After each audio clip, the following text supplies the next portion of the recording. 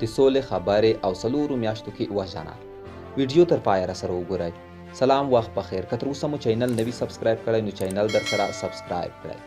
په افغانستان کې د سولې خبرې د امریکا ولسمشر ډونالډ ټرامپ په 15 کلنه دوره کې پیل شوې، خو د سولې خبرې په 2019 کال کې د واشنګټن ځانګړي استازي زلمي خلیلزاد لخوا پیل شوې او په 2020 کال کې د سولې خبرې ډېرې چټکې شوې، خو دغه کال په پای ته رسیدو سره هم د سولې هوکړه ونه شوه.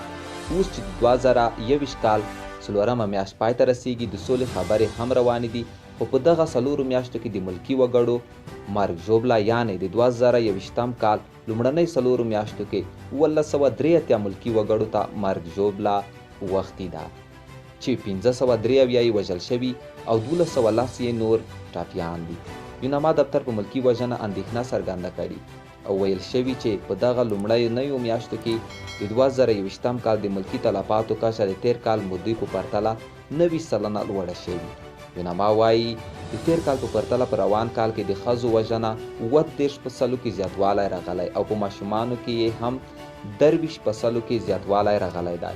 د ډیرو ملکي تلفاتو 18% کې مسؤلیت یو ځل بیا پر وسلوالو او په سب باندې 20 سلنه مسؤلیت هم امنیتي ځواکونو ته ور اوړي. یوناما له ښکېلو خواوو غوښتي چې ملکي وګړو لپاره په بیړه یو لار پیدا کړي.